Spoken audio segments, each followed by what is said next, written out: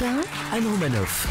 Ça y est, Didier Porte, vous aussi, vous êtes en marche? Oui, on va pas se mentir, les amis. Emmanuel Macron est en train d'effectuer un début de mandat magistral.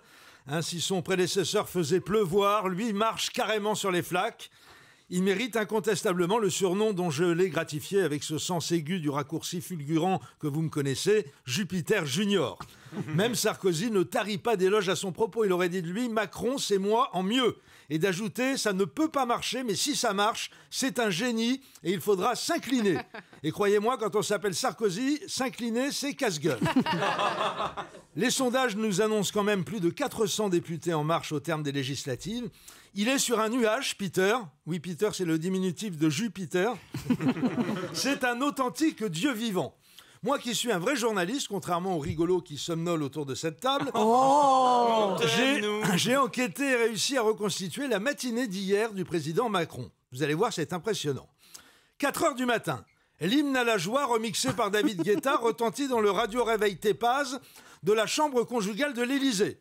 Bien que s'étant couché à 2 heures du matin pour travailler, Emmanuel Macron saute du lit comme un fringant cabri découvrant la vie, en prenant soin de ne pas fracasser une des colonnes du baldaquin avec son érection matinale qu'il faut bien qualifier de régalienne.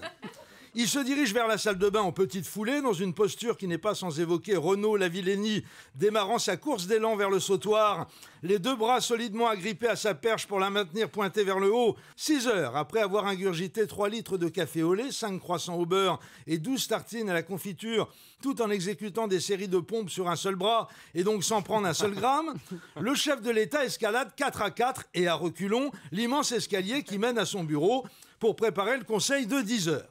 Au passage, il serre les mains de 3 huissiers. Les 2 premiers doivent immédiatement se faire hospitaliser pour écrasement de phalange, alors que le 3e se contente de perdre connaissance. 7 heures. Premier appel de la journée sur son 06. Le président reconnaît le numéro de Manuel Valls et ne décroche pas. Comme tous les matins depuis sa prise de fonction, il appelle un huissier afin qu'il évacue Jean-Vincent Placé de la penderie où il a passé la nuit, puis compose le numéro de son fidèle compagnon et désormais ministre de l'Intérieur, Gérard Collomb, pour faire le point sur les risques d'attentat. Comme à chaque fois qu'il lui parle depuis la cérémonie de son intronisation, le président Macron demande à son ministre d'arrêter de pleurer et que même si ce sont des larmes de joie, la joie d'entendre sa voix, pour un ministre de l'Intérieur, c'est quand même très gênant. Ému par autant d'indulgence, le maire de Lyon explose de plus belle en sanglots. 9 heures.